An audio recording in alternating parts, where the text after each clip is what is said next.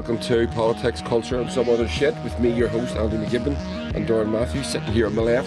Fellow Armagh Gael, and are you as hungover as I am? I'm not. My celebrations have been very, probably mostly I've been in shock for about 2 days, and I had a few pints after the match because I was getting left home. Yeah. And that's all the drink I took. I was not in the mood to wreck the joint as the rest of the county has, but I don't know. I just thought I kept my sort of celebrations very private. Fair play to you. Yeah, There's you and about 3 odd people that did the same from what I can fucking tell. It's an emotional roller coaster, like. It's been so. What we're going to talk about, by the way, everybody, is Jesus, Andy wrecking his gear. Yep. We're going to talk about something positive for a change. Yeah. So the historic Armagh win at Sunday. What day is it? What day is it today? Tuesday. It's Tuesday. Sunday, 2 days ago. I'm still sunburnt. Look at that. I am roasting. I'm sitting in Crow Park. Armagh beating Galway in the All-Ireland final 2024, giving us our second only ever All-Ireland win. In 140 years. That was our fifth final, I think. 53, 77, 02. Yeah. Fifth final, and we've won 2, so we're at least the percentage is going up. Yeah. We also have a junior All Ireland 1926, but I'm not sure anybody counts those. No. Well, the thing is, it was such a massive achievement. I always say, whenever I talk about Armagh GA and the football, because Armagh, for those of you that don't know, Armagh is football mad. So we're not a big hurling county, and you tend to find that in GA. There's very few counties that are good at both. Most of them tend. Galway is one of them, though. Galway is one of them. Kerry would be one. Cork and Dublin, things like that. But whenever you compare the population of Armagh to most other counties, first start, it's a low population county. It's sparse. It's small. We're very small. 50% of us are Ulster Protestants. Yeah, that's right. That don't play the sport. So your demographic is now cut in half. Yeah. Again. The only fields they don't own are Gaelic football fields. But no, I jest. Yeah. I think it is a massive achievement regardless, but when you factor in those other contributing stats, yes, I think it's even more remarkable. Somebody was asking me, my mate is from Mayo, and he said about Armagh winning, and I said, the people of Armagh, we always believe we can win. And he says, because you've always had massive numbers going. We had thousands of people. For such a small place, there was probably 40,000 people, maybe more, from Armagh in Crow Park on Sunday. And then there was thousands of people all around the county who didn't get tickets, who were watching at home, who were watching in bars.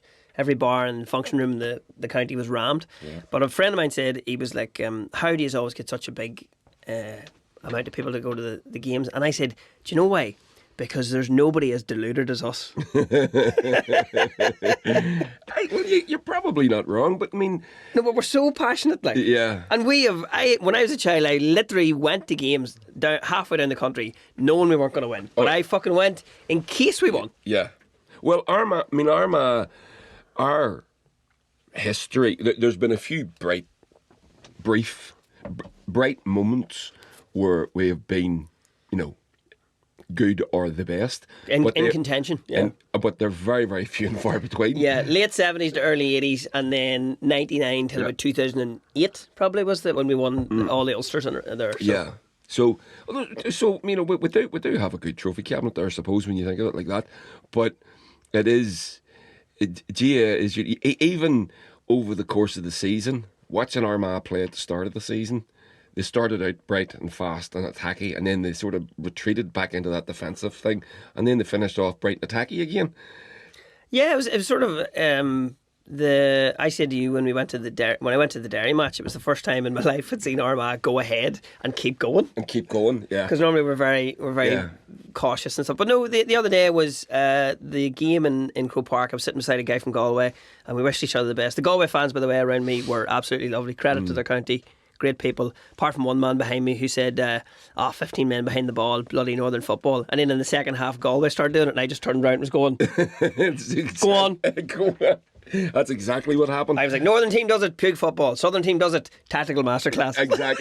Exactly. And then I was going through some YouTube videos just to rip them for this podcast, and I found I didn't use it because it was only short anyway, but it basically a commentator, a dude in the house, he filmed the bit of the game on his phone, and he said the headline, the name of the video was Galway don't deserve to win and then playing like this. Right. And he was just illustrating that, what you said, that defensive hand passy, They just sort of didn't really. I don't know. It's hard to explain as well. Galway were not without their chances, but we also said as well that they played now Galway have some of the finest footballers in Ireland. Yes. But if you're playing anybody and they're a wee bit injured, you need to be up your absolute top best on All Ireland final day. Yeah. And somebody said to me, "Oh, it wasn't a great game," and I went, "Yeah, but here's what you need to remember. See, when people look back at the history books and it says Armagh won in 2024, nobody's going to go, was that a good final? I'm going to go, I don't give a fuck. I was at the thing. It was unbelievable. I thought it was brilliant. The second half was good. The first half was a bit slow. Some of the scores when the two teams were forced to play. What Armagh tend to do, for those of our listeners that don't know what they're talking about, what Armagh tend to do is they'll take a lead, and they did it during the game, whatever they go, when they got the goal. But that was the first time we went in the lead as well. I know, but that's because they were chasing the game the whole time. Armagh made attack. And when you do it, no one can stop it. You're one of the best in the country at it. But then whenever in the second half, they got a goal. And they went in front. Instead of pushing on, trying to get more scores. And then Galway then came back and just took it, because you get a 2.3 point lead in football and you think that's significant. And you can easily be overhauled, especially if you go on defence and invite them. And with players at that skill, they're going to take their scores. We had a couple of very scary moments in the last 10 minutes of the game. I think Ian Hughes slipped when he had a kick out. It was like, oh my god, no. And this was when Galway were sort of the point behind. Credit to Galway as well, although people said they underperformed. In that last 10 minutes, they were. It's not like they stopped trying. They were fucking everywhere. Oh, they were. And we needed the block as well. There was the lovely block down by Joe McElroy, and people just sort of stood up and did it. Overall, a great occasion. I was sitting in the lower Hogan stand, so watching across the way, and it's a real testament as well to the change of the game when the second half got so much more exciting, because in the first half the most talked about thing was the seagull. Yeah. So, do you want to explain the seagull? The seagull was, I think it was injured with maybe a sort of broken wing, and it was just standing on the pitch and walking around. His movement off the ball was incredible, but I'm hoping that the Armagh squad are going to organise him a medal, because he's actually been rescued. Has he? It was rescued. One of the chief stewards rescued him and brought him to a centre, and it's only a minor injury. Everyone was concerned. By the way, Darren, being a comedian, you think he's fucking joking. He's not. There was a herring gull was actually the breed of the thing. I apologise. Yeah. So you misgendered it there. So we had that. Gaelic football is one of the only things where you will see 86,000 people in a stadium watching a game, and there will be a dog appear on the pitch somewhere. Yeah, and then everyone's transfixed with a fucking dog. Yes, so we had a couple of real fun moments as well, where the seagull was on the pitch in the first half, and in the second half we've just seen it there. Yeah. Stephen Campbell, who maintains he crossed the ball, but he thought he was crossing it to a different player. He said if he hadn't known it was Aaron McKay, he would have shot himself. He would have. But Aaron McKay hadn't scored. Our full-back scored a goal, basically. We're going to show you on the screen here. This was the best. I loved that point for Niall Grimley. Oh, that was fantastic. Yeah. I love Rian O'Neill's the big curler, big loopy one he did. There were some lovely points as well, and there were some poignant moments in the game as well. Niall Grimley very sadly lost his brother this year, and that was a big moment for them and his family and stuff. So you see him at the end on his knees, looking up, which is a really nice thing. He wasn't on the starting 15 at the start of the season. No, his brother passed last November in a very, very tragic car accident. Yeah. Just up near Summer, where my father's from. Yeah. And so he took a bit of time off, and when he brought back in, and that's a big reward, big thing for his family.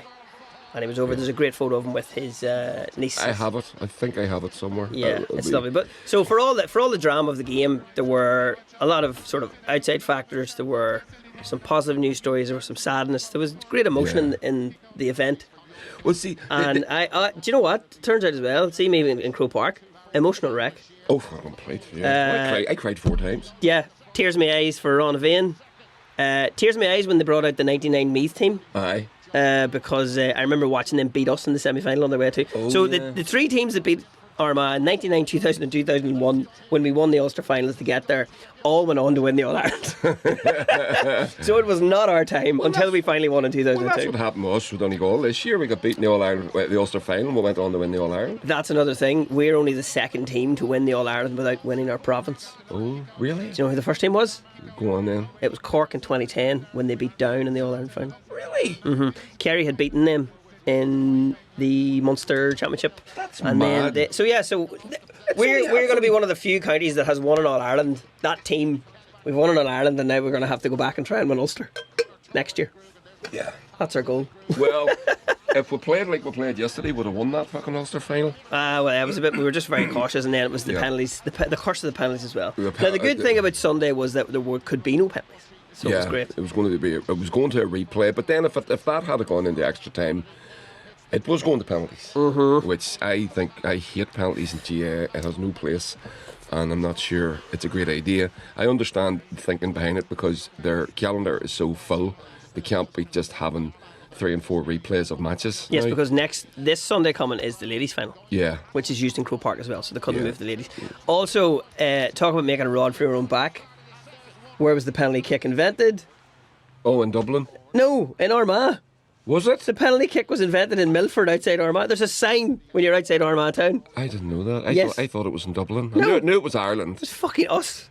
We did this to ourselves. No, we didn't. Because it's only brought into Gaelic games. That point, that's my favourite point of the match there. So this Ryan O'Neill, those of you listening, watch this. He's from Crossmaglen, Yeah. so we don't want to have dead air in this one, but No. yes, Yeah. lovely ball, demands it back. And then, boom, big curling, high score. Yes, one for the highlight reel. Gorgeous, I love that.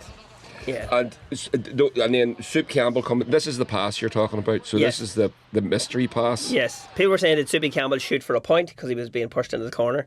Soupy Yeah. Campbell as well, good Lurgan man. Absolutely, he's a good Lurgan man. Yep. I know his family very well. Another sort of off-field story where he came out very public about a gambling addiction. Did you see that news story? I knew about that. Yep. I didn't know about that at all. That's a big thing where he sort of came out and he was just like, look, I did this happened to me, and they're all very public. It's because for people who don't know anything about the GAA, they're just normal guys. See, this is what I had this conversation yesterday with someone. Yeah. I explained it. I said, this is what you need to understand about what these guys do. Yeah. They train like elite athletes, but they have and they go to jobs, Yep. and they have all the problems that everybody has in their life and then this is piled on top. Yes.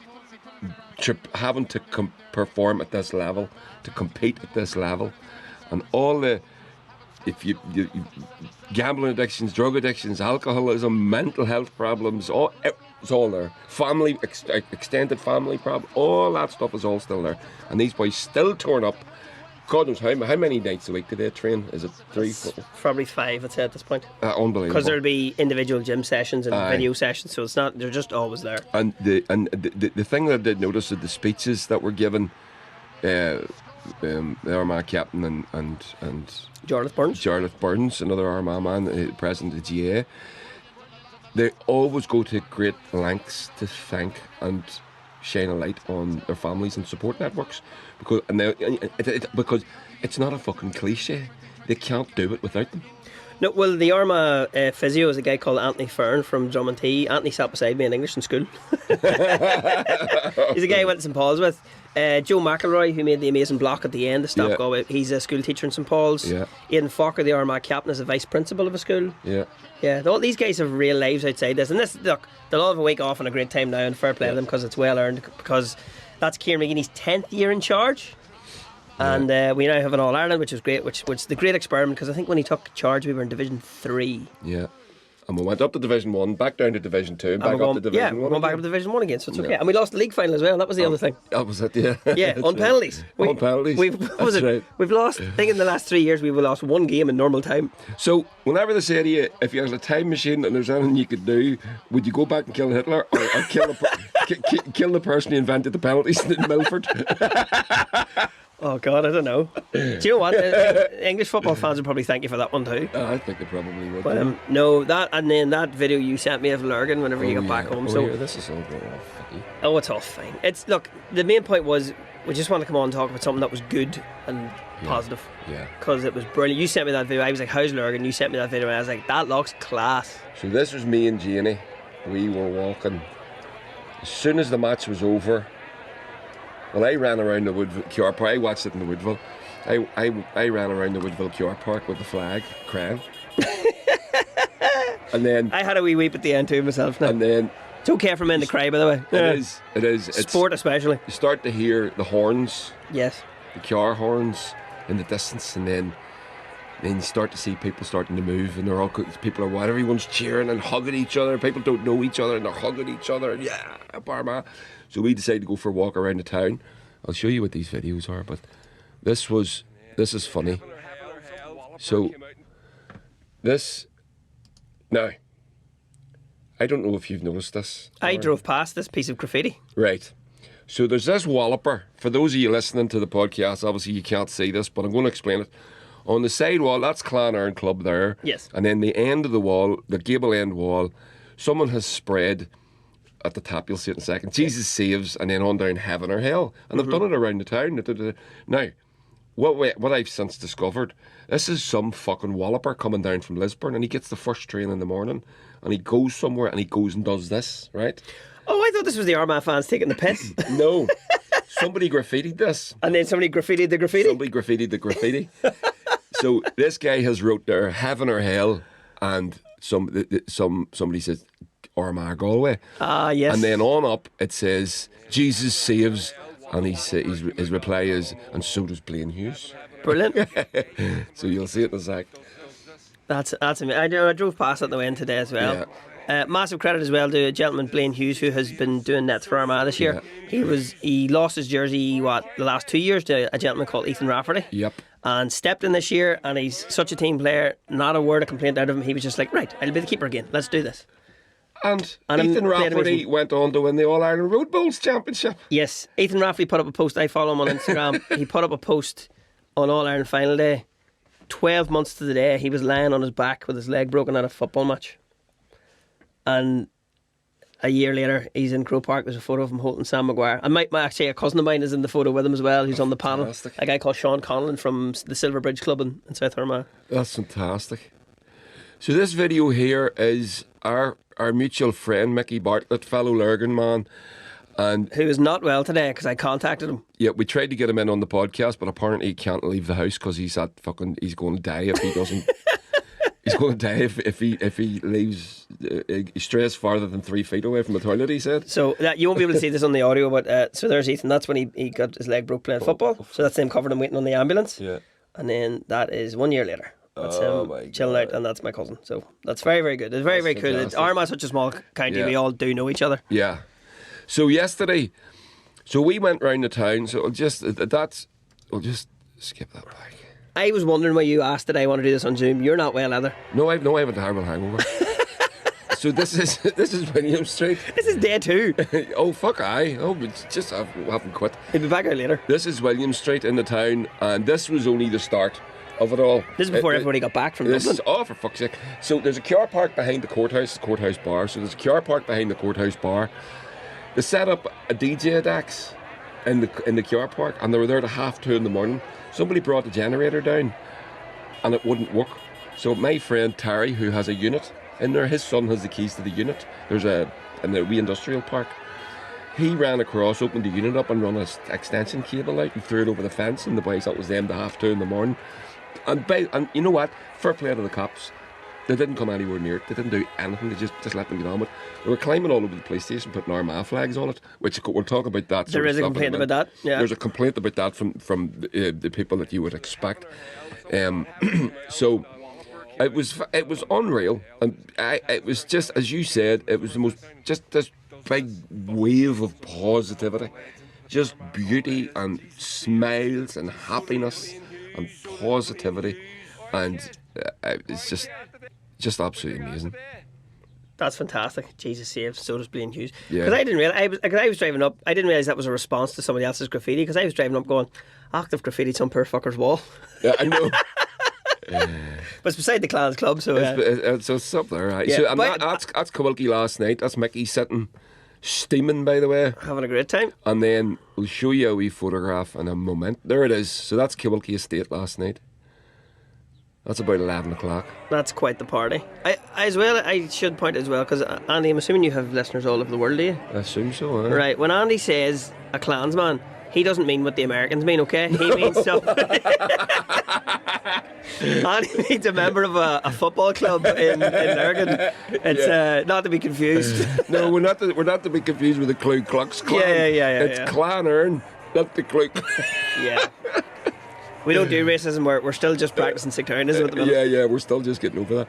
So last night,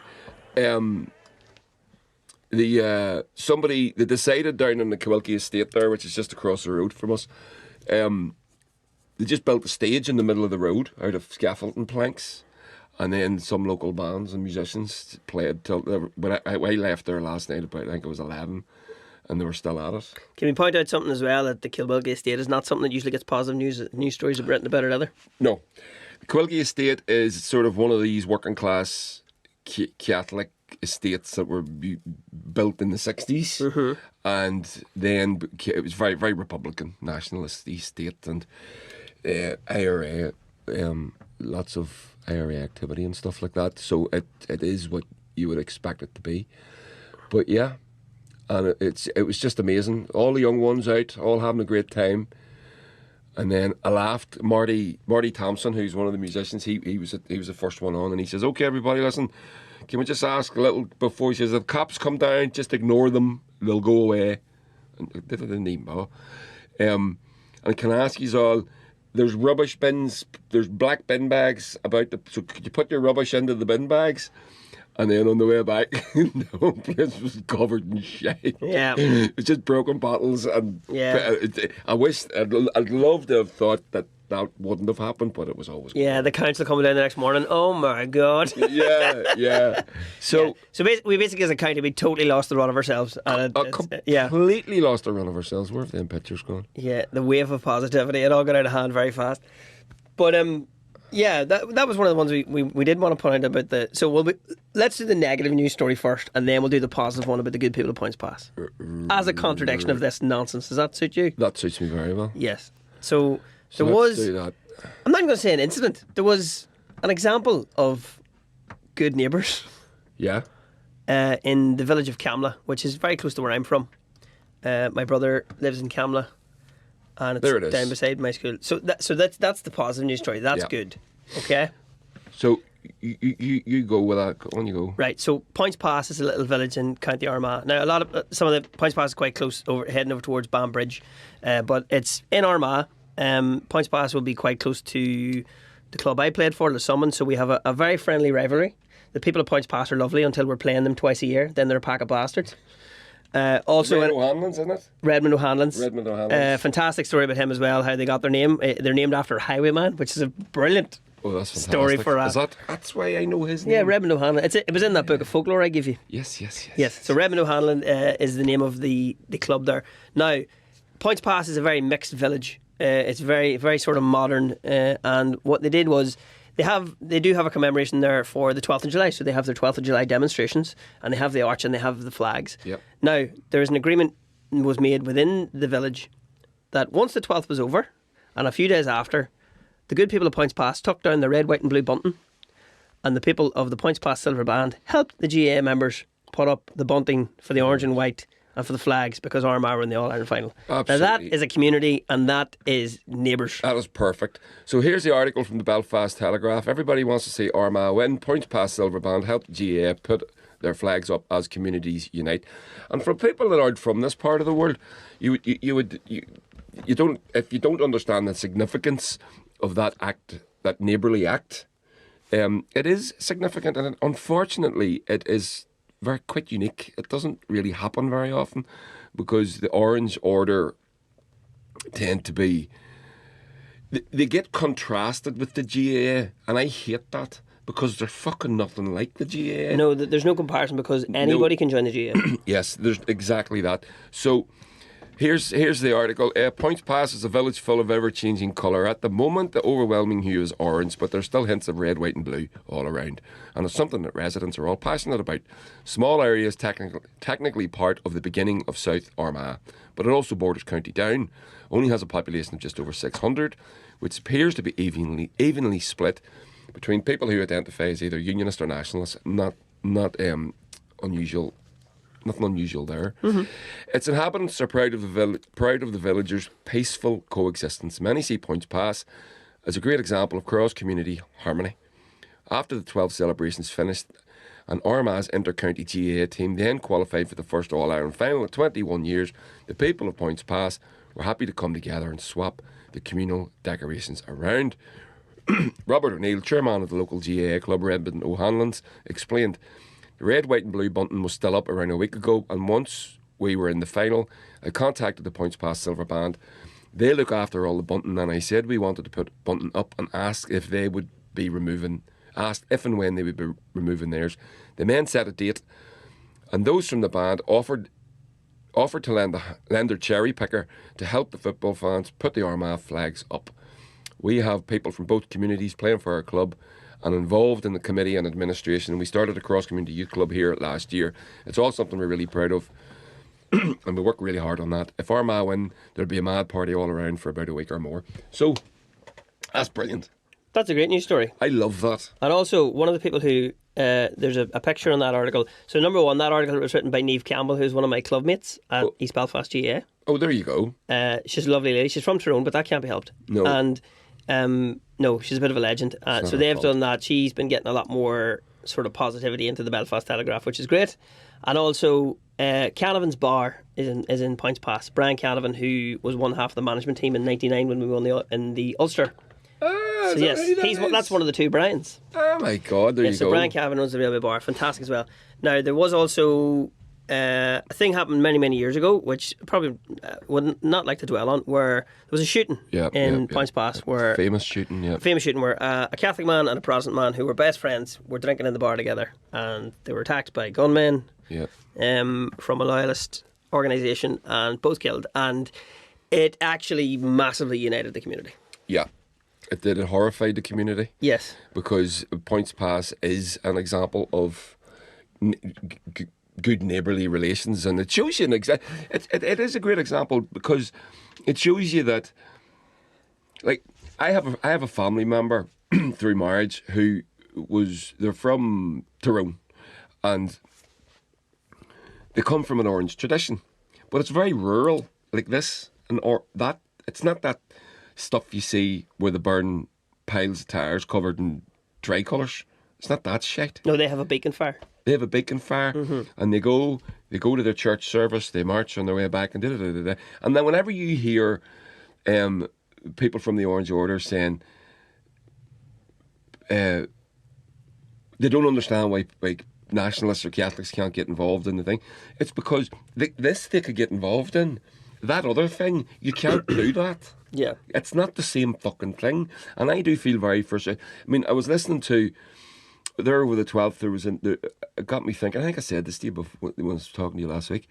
There was a fella, he was a loyalist, and he was explaining on TV why they decided to take tricolours and election posters and stuff off the bonfire this year. Yes. And he said it was because those days are over. It was a very mature response that he gave. And it kind of surprised. Someone come back to me and says, "That's a load of bollocks. It's only because there's grants involved." Yeah. Was that you? But regardless, the intent was good enough. But it got me thinking. In a United Ireland, which will happen eventually, the Orange Order is going to be treated better and should, by the Irish government than they are by the British. I heard when you said this on the episode. Did you get any flack for saying that it should be protected as a cultural organisation? Not a bit. Not a word. Because I think it should too. It's unique. That terrible fear when people are just like, what's going to happen? I'm just like, you can still do that, lads. Of course you can. Yeah, it's like you need to have your march and you have your day and we fucking close the road. Whatever you need, boys. It's not for me. And you can't be going marching through places where people don't want you and all that.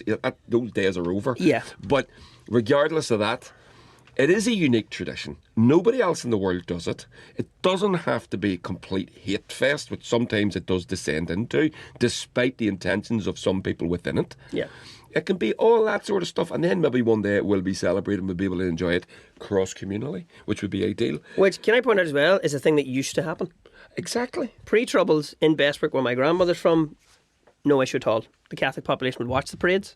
Yeah. The whole day, because it was much more low-key and traditional. It was a church service and a parade and to the band hall and tea and sandwiches and loveliness. It has descended and the Troubles has robbed us of a great history. It has degenerated of into something. cooperation as well. Yeah, 100%. Exactly.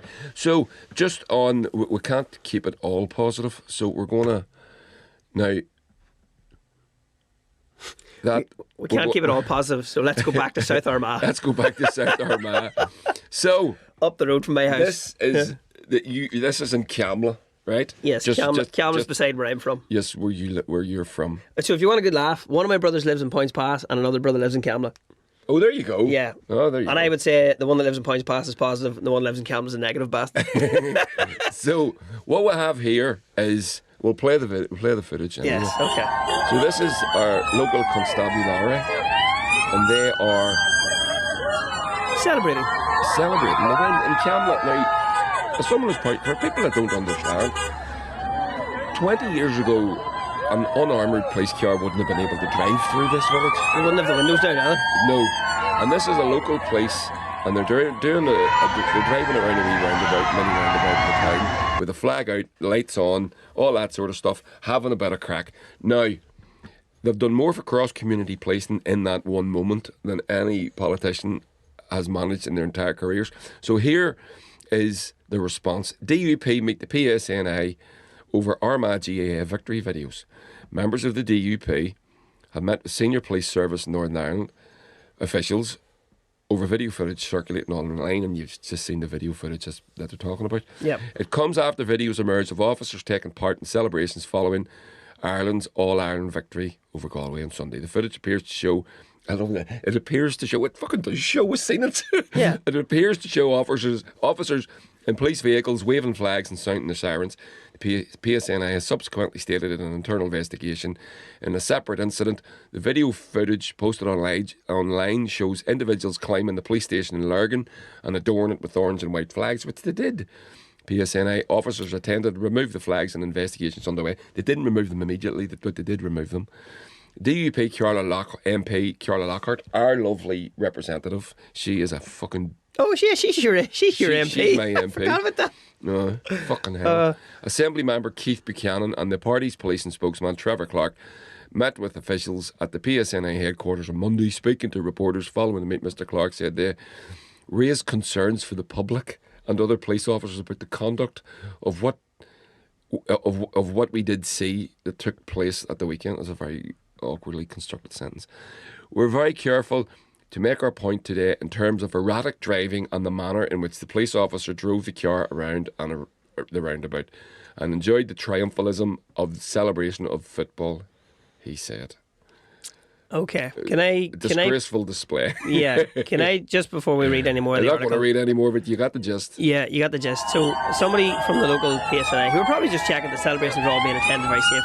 Now, if you're complaining that they're driving erratically, if anyone's going to get run over there, it's a thing that they should be delighted, okay? Secondly, common sense. Should they not be very excited that a team wearing orange from the north defeated a team from the Republic? I thought they'd be happy with this. You'd have thought? I'd have thought, but no. In all seriousness, yes, so the local PSNI, basically, somebody handed them a flag in the village of Camla, which is traditionally seen as a very sort of Republican area in South Armagh. Now, years ago, the RUC would have fucking terrorised the people of South Armagh and Camla. This is the new police force. This is the PSNI. Yeah.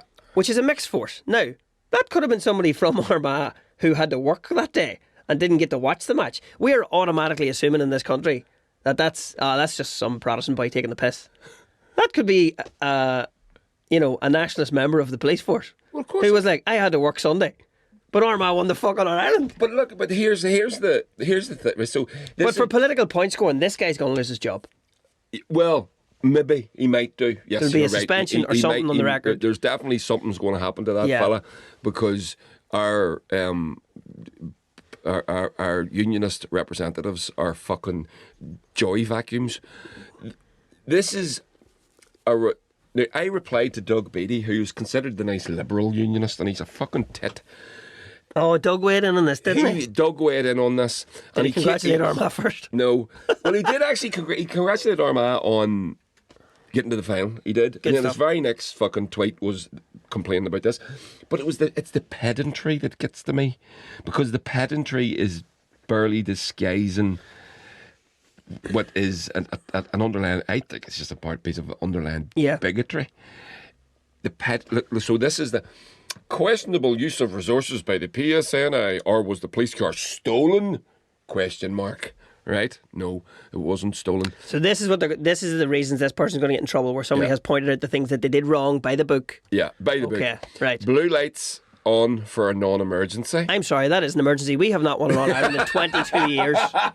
Yeah, well, If we didn't win this year, management's probably sacked, okay? define emergency. That's what we need. Okay, right? fair. I'm being one-sided here, sorry. Multiple laps around a roundabout, which there you go. That's obviously clearly he should be fucking hung for that. Okay. Not in complete control of the vehicle, waving an Armagh flag while driving. Incorrect. All PSNI members, I think, have an advanced driving They certificate. do That's have fine. advanced driving, and I'd say if anybody's qualified to do what he did, it would be him. And almost crashing the police vehicle. He did not almost crash the police vehicle. What he's referring to is there was a moment. Oh, where a car pulls out in front of him. Where a car pulls out in front of him, and the two of them just avoid each other. Like, yes. So another police car goes past and heads on in towards Newry. So that's the direction they're going. Yeah. This one stays in the village and joins in the fun. And there's another video after this, by the way, where the police officer tries to hand back. So this is the example that's used to demonise the person. So there's another one. The lights are on. That's another car celebrating as they go through. Yeah. So this guy gets the flag. This is the moment here. Yes. So the car pulls out here. Mm-hmm. There. Yes. Almost crashed. That was an almost crashed according to this tip. No, that was traffic. Now, what happens is at the end of this, once he goes round the roundabout, he comes back, and there's a video I saw that somebody else sent me where he goes to give the flag back, and the Armagh fan says, "No, son, you keep that." It was a fucking nice moment. That's not being shown. Yeah. And this is all the police drive safety. So this is the stick these boys are going to be beaten with, like. Police driving. It's pathetic. It is fucking pathetic. The pedantry, and that there's everybody else can see what's going on here. They have done more, as I said, in that moment. Yes. For community relations between the police and the Nationalist Republicans of South Armagh and Armagh fans in general. Add dangerous driving to the. Oh, there's a nice one. Camla ones love a bit of joyriding. They're well used to it. Where did that come from? Look at the name, Cliff Moffat. Yeah, no. Fucking the Muppet. So, there we go. Let me see what else. I didn't save the Doug Beattie one. I wished I had have. So there's. To contrast, to give people that don't understand a little bit of the history of that region. This is obviously Crossmaglen. So a picture on the screen of Crossmaglen Rangers playing at their pitch in Crossmaglen, and a quote from Oisin McConville, who was an All-Ireland winner and our last All-Ireland winner. Yes. You can land helicopters here, you can build your barracks on top of us, but fuck you, we're going to win the All-Ireland anyway.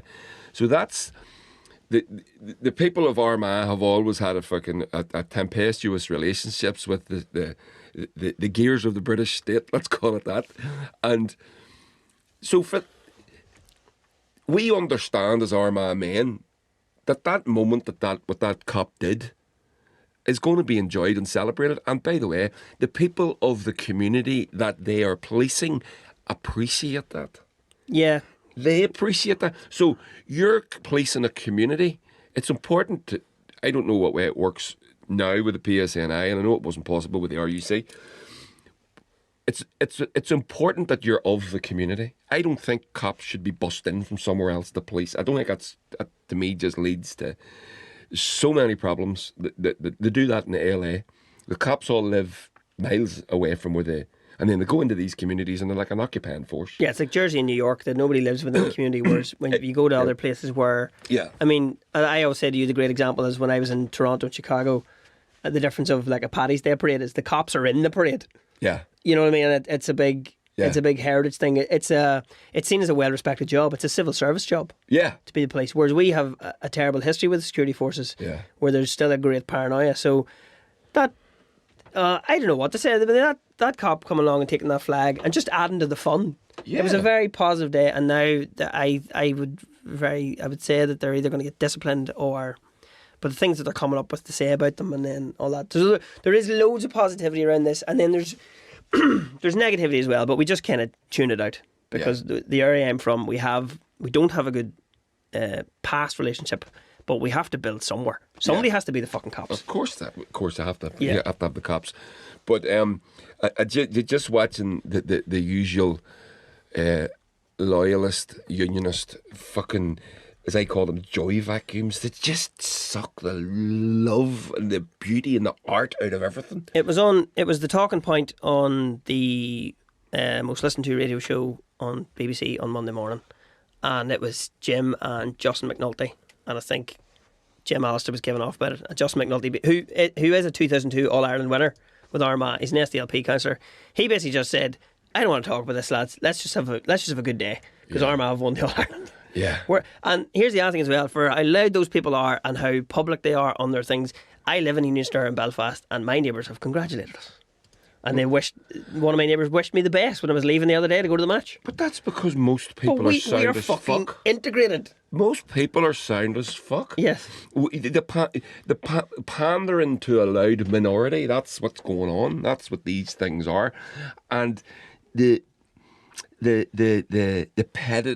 used that word, the pedantry of this is fucking makes my skin crawl. The TUV councillor, he compared it. He said, "Well, what if Rangers were playing Celtic and Rangers won, and a police officer was waving a Rangers?" I was like, "That is completely nothing like what has just happened." I says, "Armagh is a county in Ireland. Rangers are a football team within Glasgow." I said, "So you're taking your own connotations into this?" I was like, "No, this is..." Well, they did that. They did that with the fucking TransLink. Yeah. Whenever TransLink put up a picture saying congratulations to Armagh for making the All Ireland final, and then the TUV and other loyalist ballbags commented, they basically accused TransLink of being sectarian because they didn't congratulate the 12th. Now, I had this conversation again with my cousin or my family member who comes from an Orange tradition, and she was in the house last week and we had this conversation, and I said, actually, maybe they do have a point. Maybe if TransLink is going to say well done to Armagh, then maybe they should have said I hope everybody has a lovely 12th of July. And I says, so maybe they do have a bit of a point. And she goes, no, you're wrong. I said, explain it to me, because I have a blind spot here. I don't know what I'm missing. I know there's something there, and I'm not getting it. Yeah. She says, the GAA is inclusive. The Orange Order is not. That's the difference. I went, that's the fucking difference. I couldn't fucking figure it out. I seen the point they were making, and I went, do they have a point? But then whenever she explained that to me, she says, that's why they didn't do it. Yeah, if there's a means to be excluded from something, you probably can't understand it. Yeah. Yeah, so that... But I mean, there's Alison Morris, who's another Belfast Telegraph journalist. She has basically put up here, the story of the year so far. PSNI officers' actions during the Armagh celebrations will do more good than 20 policing reviews. There we go. And as somebody from that area, it absolutely will. Absolutely it will. Yeah. And I'll say this as well, from this area, this end of Lurgan that I live in, North Lurgan, is a Republican nationalist area. And the way the police have conducted, just let people get on with it. They've clearly made a decision. They could have went down and shut down that rave in that car park. They could have shut down, tried to, they wouldn't have got into fucking penalty to do it. They'd have started a fucking riot. Climbing up on the cop shop and putting young fellas putting flags up. At the end of the day, the only person going to harm is themselves if they had fallen. So no harm was done. And fair play to the cops for fucking making that decision. Listen, lads, we're just not going to do it. It's the common sense It's the common idea sense. of it versus, well, just, get in there and, stamp that out. Yeah. No, this is, the boys, this is for like a day or two. Yeah. And then we all go back to our lives. Everyone's going back to work. Yeah, exactly that. Yeah. My joke about it, actually, I put it up whenever, they were saying congratulations to Armagh. I said, Jesus Christ, there won't be a diesel laundered in the county for a week. So it's okay for us to do jokes about the stereotypes. Yeah. I was going to read this. I don't know if I will. Maybe leave it for another one about the redevelopment of Casement Park. So this is Tom Kelly. Tom is a Newry man, but he's a Down fan, so I wouldn't trust what he says. Oh, there you no, go. he's actually lovely. He's a very intelligent man from. He's in Newry. Yeah, Tom's from Newry. He writes for the Irish News. Yeah. So he says here in this article, loyalist opposition to the GA and Irish culture has much to do with the loser's psyche built by successive leaders of unionism, which is a very interesting take. The loser's psyche. And it's the belief that meeting halfway is a defeat. yeah. Because it's if it always like we tell you what to do, and now it's not like that. Yeah. It's viewed as a defeat, whereas the common man views it as integration and understanding with his neighbour. Yeah. And I prefer that, honestly. As somebody who grew up in the 80s and 90s. I like that we're able to fuck. I like that I live in a Union Store and I can tell my neighbours that I'm going to watch Armagh in the All-Ireland final. Yeah. Although I heard one, Mickey was telling me one last night. There was an influencer that he knows, and she's I think she's a loyalist or from a loyalist area, and was it in East Belfast? No, it wasn't East Belfast. Whatever, she had to wear a GA. Maybe it was O'Neill's or something had gotten her to do something. I don't know what it was. And she walked from the car to the house, or from the house to the car. When she came back, every window in the house was put in. No way. Yeah, just wearing the top. Mickey was telling me that yesterday. That poor girl, that's shite. I know. So, but this is.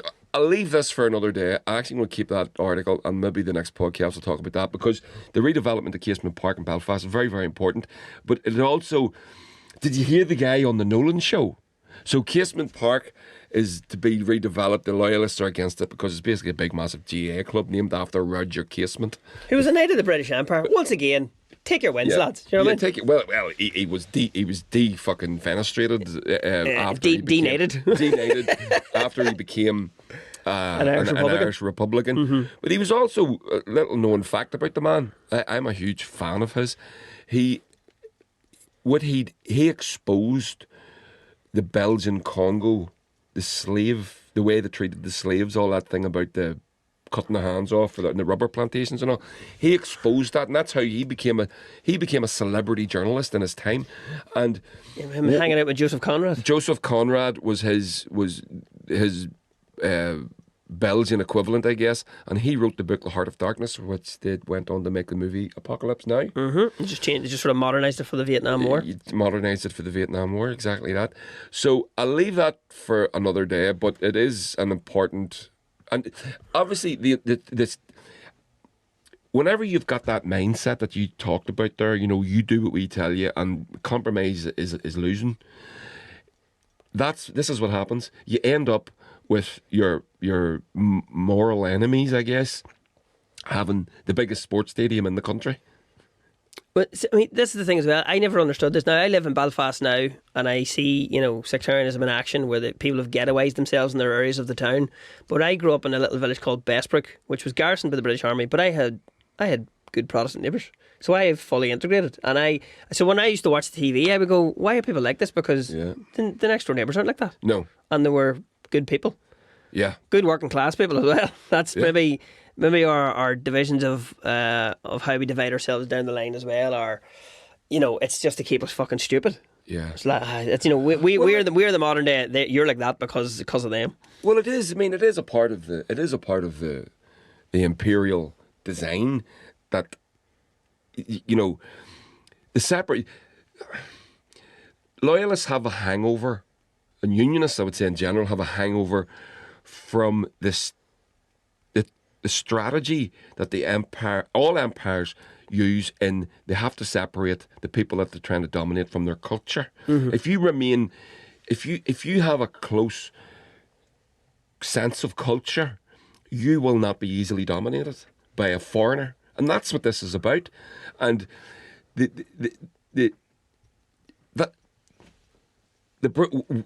we know that that's a fact. We've got the written record. It's talk about all the time in this podcast. The Brits have done that from the bin here. This tried to separate people from their culture, right up to things like the Kilkenny statutes and all that sort of stuff, and all these horrible laws that they brought in to stop their own people enjoying Gaelic culture.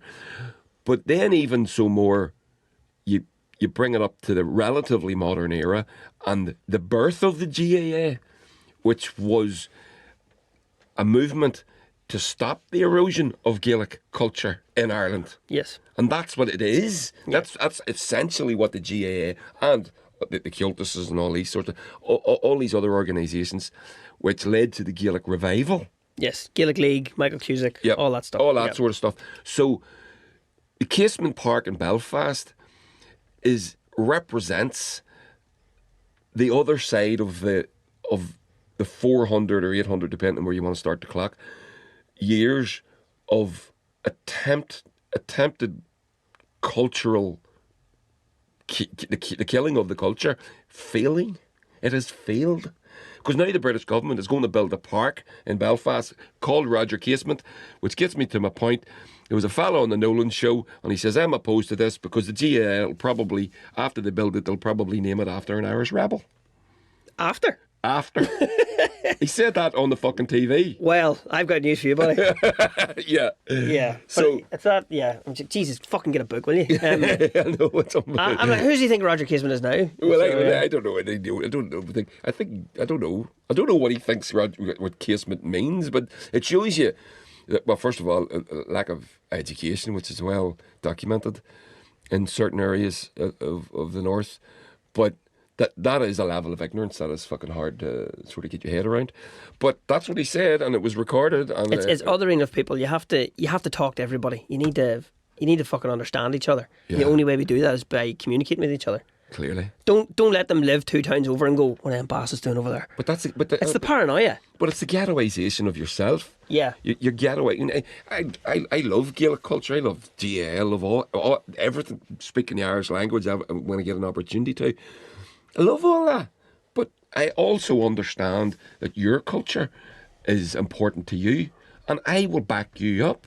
You've heard me say it on this podcast many times. It's unique. It doesn't exist anywhere else in the world, and it should be protected. You need to strip it from the hate elements, all that stuff, the extremist end of stuff, and the same at our end. If there's anything equivalent going on there, it needs to go. Fuck that. But it's culturally significant, it's culturally important, and it's unique, and it should be protected. It's my 2 cents worth. Right, here, we're going to finish on this good story here. I have a fun fact here, and then you have a good news story. So this is good. We're gonna bring a background of positivity to everybody. That positivity is, just in case you didn't know, Armagh won the 2024 All-Ireland. if Andy's kit doesn't giving you a fucking clue as well. Yeah. So, clause for celebration. Excellent work.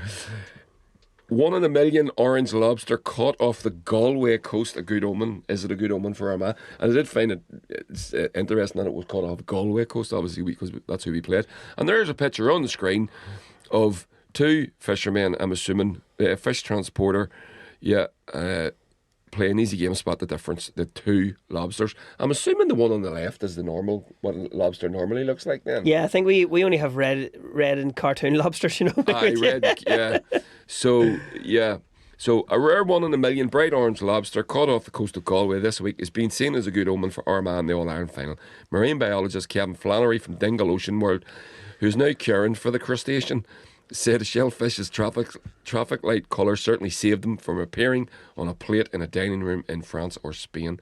He joked that the presence of Armagh colours on the lobster, due to an incredibly rare genetic mutation, could be a sign for the All-Ireland football game between Galway and Armagh. It was discovered by Alan and Kettle King, a family of shellfish buyers, after it was hauled up off the Galway coast this week. It's a 1 in a million, and I think it's a good omen for Armagh. And there's it there. So that was written the day before the final, which was it's a nice fun piece. Like, that's a good laugh. That was, if you remember, was it the Euros and the World Cup where they had an octopus picking the winners of the matches? That's right. It was doing better than the bookies, wasn't it? Yeah, that's true as well. Yeah. There's the answer to my question. He said the lobster stood out among its dark navy counterparts when it was delivered to the King family. So that must be what a lobster is naturally coloured. Yeah. Dark navy. I have no fucking clue. I don't eat many lobsters in Lurgan. No. No. You wouldn't have it. What would you have? You know, it wouldn't really go with your pate for starters. You know what I mean? No. Well, bit of foie gras. Well, we're all about that. So there we go. That's good. And it turned out that it was a good omen. Yes. So, my fun thing before we go, do you know why Armagh play in orange? Right. I think I do. Go on ahead. It's the fault of people from Louth for a start. Yes, I do know then. Yes. Yeah. So basically, I think it's 1925. The nuns, the Poor Clare nuns in Omeath in County Louth, That's what it were was, contacted. yeah. Maybe Carlingford. I don't want to get this right. Were tasked with knitting some jumpers, because back in the day you wouldn't have had a nice athletically tight-fitting jersey. The boys basically wore jumpers. Yeah. Fair play to anyone who scored a goal or a point in Gaelic football before about 1970, because the ball weighed about a stone. Yeah. In the early days, I think it was 21 a side. Fighting was permitted. It was mental until they actually decided and sat down some rules for it.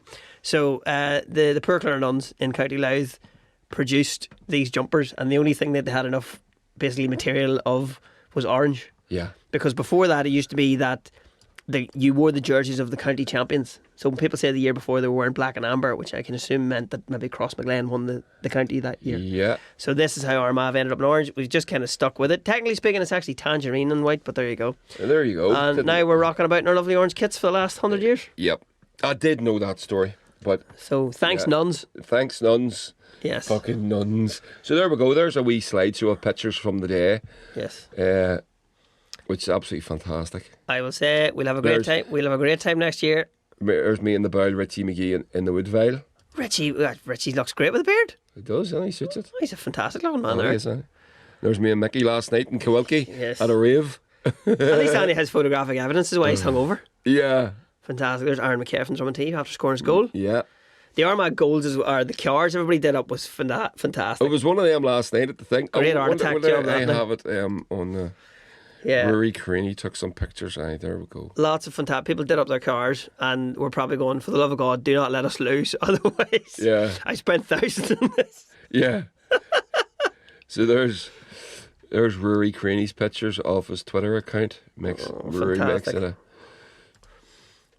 so that was yesterday evening in the Kowilkie estate. Yes, of course. That was at the start. I would have been over here somewhere. Yeah. And then, and then obviously you saw the video of when it got into party mode. Yeah, it went wild. Let me see, where is the video? That's the town. I showed you that already. That's great. That looks fantastic. Oh, it's amazing. No, it was lovely as well. So for all of us, for all the partying we did we had the negative people who would say stuff online, the comments of like, oh, great to see it going back to Britain and a good Ulster team. I was like, fuck off. It's the All-Ireland Championship, and then people in the south being all, oh, it's gone north of the border, it should stay in the Republic. It's called the All-Ireland Football Championship, okay? And the congratulations we got that completely counteracted all that negativity was all the people from other counties saying, fair play to you. It's been a long time coming. Absolutely. And you've the heartbreak we've had, quarterfinals, penalty shootouts, the bollocks. So we're just going to be happy. We're going to be deluded. We're going to have a lovely time, and we'll be back next year as deluded as ever. Yep. And we'll be there in our thousands. I'd say season tickets are going to go through the roof. They're going to year. go through the roof. Of course they are. In the hope that, because that's your best way of getting the ticket for the next final. You always get a bounce. Absolutely. You always get a bounce from these things, and it's fantastic to see. I love it. It's just the best. There was a young fella there, Tiernan McGee, who's a member of my political party down here in Lurgan, People Before Profit, and he was there. We were hanging out with him for a bit yesterday in Kowilkie, and he was crying, and he hugged me, and he says, "It's the best day of my life." Yes. And I think I was going to say all that brilliantness as well. And if you do, it's on the BBC iPlayer, because the BBC were showing the All Ireland finals this year, which was great. It was broadcast throughout the UK so that people could see our culture, which was lovely. Yeah. And I'd say a lot more people would probably be into the hurling. But I did see somebody described this, who was watching this in England, and they said it seems to be some sort of mix of past the partial and grievous bodily harm, which I thought was a fantastic. I was like, that's actually very witty. Well done, you. Even if you were being a bollocks about it, it's very funny. And then also Jarlath Burns, Anoctaron Commander Gael, the president of the GA, an Armagh man himself, whose son was playing on the Armagh team. So more positive news stories, great things. Gave a lovely speech who dedicated the win to everybody in the GA. The people who volunteer, the people who coach. He says, if you make the team, the sandwiches after training, this is for you. Yeah. And that's the point. Great. That brings it back to the point at the start where we were saying about the support networks that these players rely on. Yes. It literally can't exist without the people to do what you make the tea, iron, or wash the uniforms and all that sort of stuff, which we all know at all clubs exist in all sports. You need that. But yeah, the GA being a massive organisation obviously leans probably more heavily into that than most, just by sheer necessity of scale. But yeah, there we go. We're done. We're going to call it. That's fucking amazing. I'm just so fucking happy. You're like, this is the most worthy hangover I've had in a while. Oh, I don't give a fuck. I don't give a fiddler's fuck. Right, I'm going to drive back to Belfast and let Annie go on the drink again here. I'll see you later. I don't know about going back in the drink. Oh, I think Jeannie might fucking have something to say about that. But there's only so much leeway you can get here. Yeah. Right, there we go. Thanks, everybody. Thank you, Darren, for coming down. Really appreciate it. We're going to go down to the McKeever store and buy some stuff. Of course we are, because it's a local company making the local stuff. Exactly. Up Armagh! Up Armagh! Brilliant. Class. Love it.